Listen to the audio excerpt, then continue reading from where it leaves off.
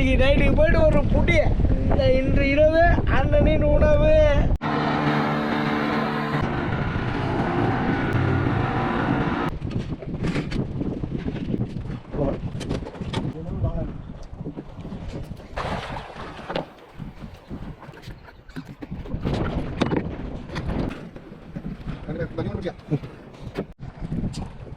உள்ள ஆப்போசிட் இருக்கு, அதனால மீன் எடுக்கல.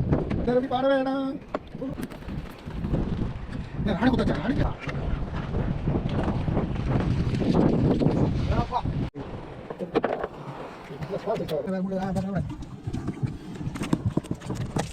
இந்த சைடு காத்து மழை வந்துட்டு இருக்கு.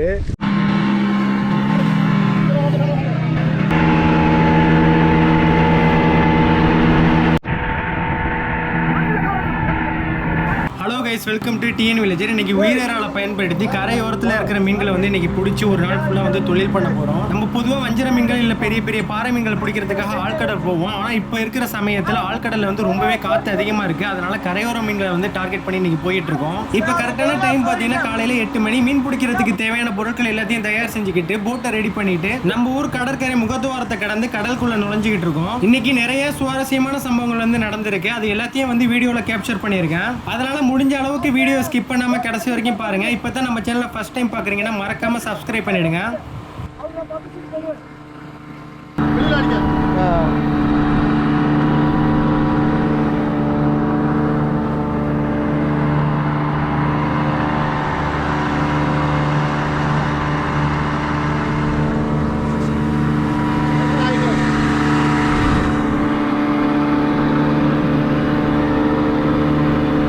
மீன் பிடிக்கிற இடத்துல பக்கத்திலேயே ஒரு பெரிய கப்பல் வந்து ஆங்கர் வச்சிருக்காங்க. இந்த கப்பலை பக்கத்துல இருந்து பாக்குறப்ப ரொம்பவே பிரம்மாண்டமா இருந்துச்சு. ரொம்பவே பெரிய கப்பல், கிட்டத்தட்ட ஒரு 350 மீட்டர் அளவுக்கு நீளம் இருக்கும். இந்த கப்பல்ல எழுதிருக்கிறத வச்சு பாக்குறப்ப இது சைனால இருந்து வந்த ஒரு பெரிய சரக்கு கப்பலா இருக்கும்னு நினைக்கிறேன். இந்த கப்பலை பத்தி எதுவும் தகவல் தெரிஞ்சுன்னா மறக்காம கமெண்ட் பண்ணுங்க.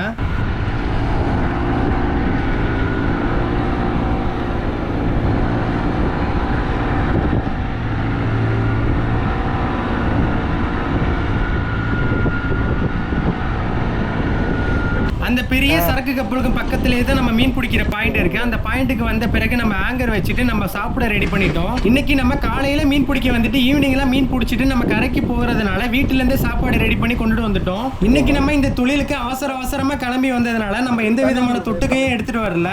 வெறும் சோறும் அதுல தண்ணியை ஊத்தி கஞ்சியா இன்னைக்கு குடிக்க போறோம். அதுவும் இல்லாம இந்த தொட்டுக்க பாத்தீங்கன்னா டீ கடையில இருந்து ஆளுக்கு 2 வடை தான் வாங்கிட்டு வந்திருக்கோம். ஆனா இந்த சோத்துக்கு ஏதோ ஒரு மீனை நம்ம பொரிச்சிருந்தோம் அப்படின்னா இதோட டேஸ்டே வேற லெவலா இருந்திருக்கும்.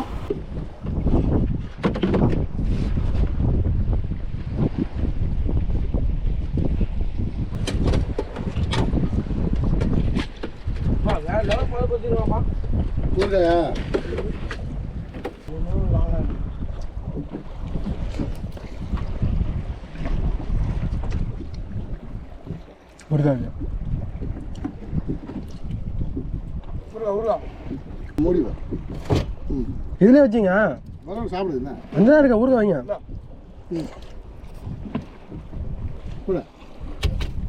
எப்படி நம்ம உயிரிழாலை குத்தி தூண்டில் போட்ட கொஞ்ச நேரத்துல அந்த தூண்டில ஒரு வலை மாட்டிட்டு வந்துச்சு. அந்த வலையில ஒரு சின்ன மீனும் மாட்டிட்டு வந்துருச்சு. இது வந்து சென்னை சைடில் காக்காச்சின்னு சொல்லுவாங்க. இந்த ஊரில் என்ன தெரியல.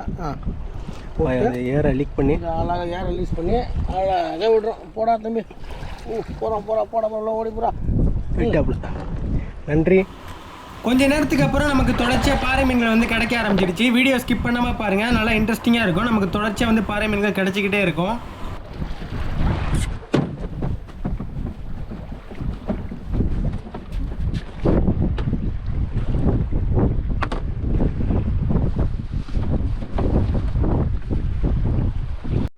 பெருசு போல மீன்.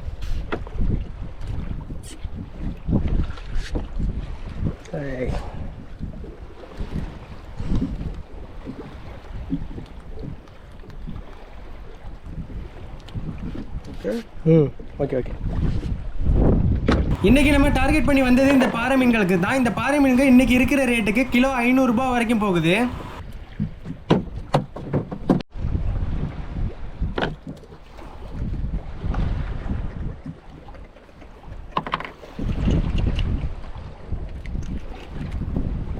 முடிஞ்சிடுச்சு.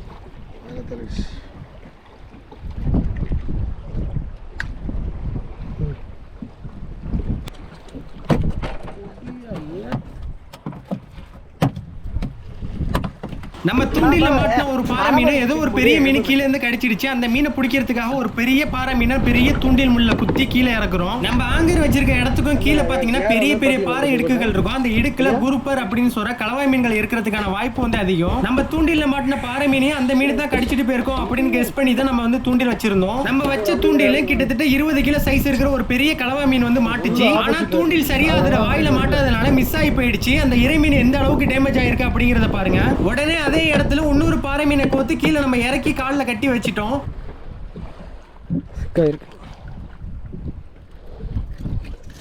முள்ளு இப்படி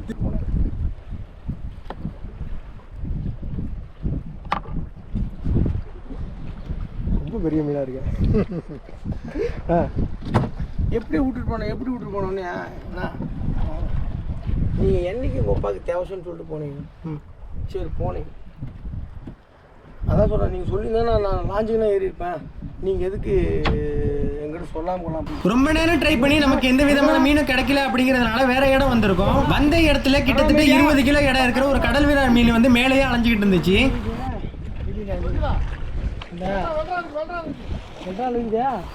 எவ்வளவுதான் ட்ரை பண்ணி கடல் விரால் மீனை வந்து பிடிக்க முடியல. அதுக்கப்புறம் நம்ம வந்து நார்மலா நம்ம டார்கெட் பண்ணி வந்த பாறை மீன்களை பிடிக்க ஆரம்பிச்சிட்டோம்.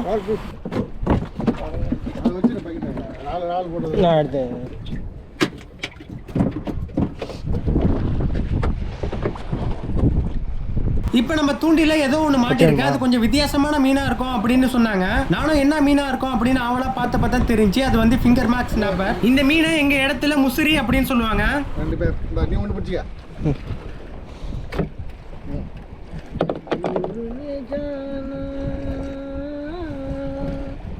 இது நேரமி பாட வேணாம். கொடுங்க.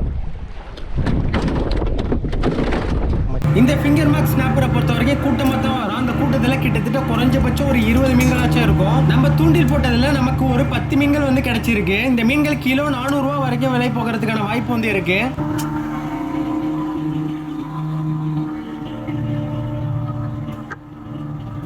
இப்போ நம்ம ட்ரை பண்ண இடத்துல மீன் கிடைக்காதனால மூணாவது ஒரு ஸ்பாட்டுக்கு வந்திருக்கோம். ஃபர்ஸ்ட் அந்த இடத்துல கலவாய் மீனை பிடிக்கிறதுக்காக ஒரு பெரிய கெளுத்தி மீனை கோத்து உயிரோட கீழே இறக்கியிருக்கோம். தான் கோக்கலையே, போட்டுக்கலாம். அவங்க 2 பேரும் மீன் பிடிச்சிருக்க சமயத்துல நானும் ஸ்டிக்கை வச்சு ஏதோ மீன் பிடிக்க முடியுமா அப்படின்னு ட்ரை பண்ணேன். அப்படி ட்ரை பண்ணப்ப நமக்கு ஒரு பாறை மீன் வந்து அடிச்சிருக்கு.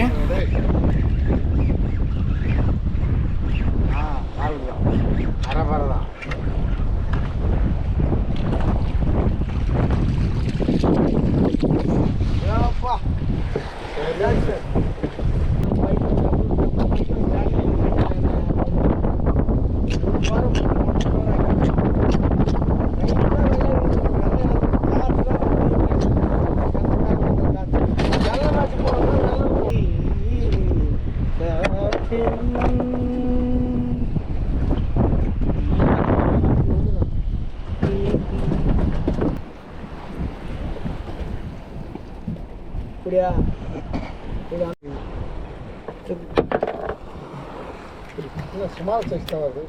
ஏதோ ஒரு சைஸ் புடி.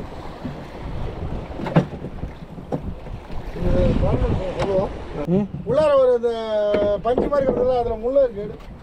முள்ள நின்று போச்சு.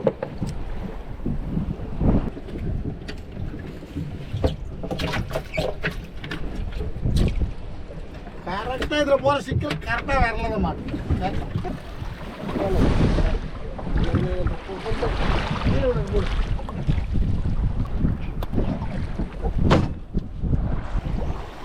ஒன்றுதான்பா கையில் அடிச்சிச்சு.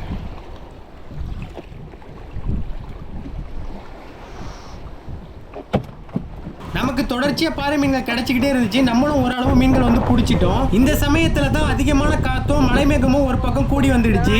இங்க பாரு, தட்டி தூக்கிடமுல்ல, எல்லாரும் வாங்க. இன்னைக்கு நைட்டுக்கு போயிட்டு ஒரு புட்டி. இன்று இரவு அண்ணனின் உணவு. பாரு, காத்து அந்த சைடு காத்து மழை வந்துட்டு இருக்கு. இங்க ஒரு மனுஷன் கவலையே இல்லாம இன்று இரவு அண்ணனின் உணவா. மீனோட வாழ்க்கையே இப்படிதானப்பா. காத்து மழை எல்லாம் எங்களுக்கு வந்து அப்படியே மலைச்சாரல் மாதிரி. கடல் காத்தா எங்களுக்கு ஏசி காத்து.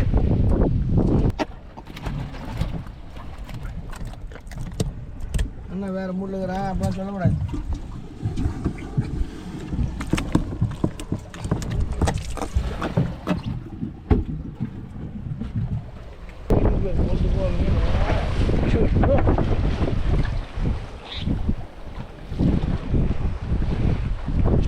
இந்த வீடியோ வந்து எங்கள் சாருக்கும் நமக்கு மீன் கிடைச்சிக்கிட்டே இருந்தப்ப திடீர்னு காத்தும் மழையும் அதிகமாகிறதுக்கான வாய்ப்பு வந்து அதிகமாயிடுச்சு. இதுக்கு மேல இருந்தா சூழ்நிலை சரியா இருக்காது அப்படின்னு சொல்லிட்டு போட்டை எடுத்துட்டு கிளம்ப ஆரம்பிச்சிட்டோம் கரைக்கு. ஆங்கரை ரிட்டர்ன் எடுத்துட்டு போட்டை ஸ்டார்ட் பண்ண கொஞ்ச நேரத்திலே அதிகமா மழை வர ஆரம்பிச்சிடுச்சு. காத்தும் கிட்டத்தட்ட 40 கிலோமீட்டருக்கு மேல அடிக்க ஆரம்பிச்சிடுச்சு. இதே மாதிரி சூழ்நிலையில தான் நம்ம உயிருக்கு என்ன வேணாலும் ஆகலாம். அதனால 2 இன்ஜினை ஸ்டார்ட் பண்ணி வேகமா கரையை திரும்பி போய்கிட்டு இருக்கோம்.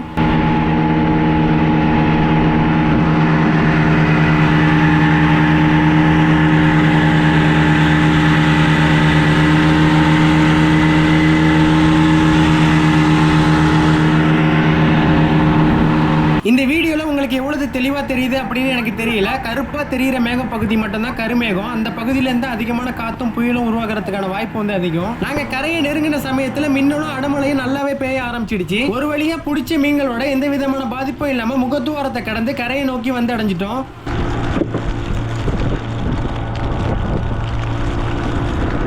சரியான மழை பெஞ்சிட்டு இருக்கு.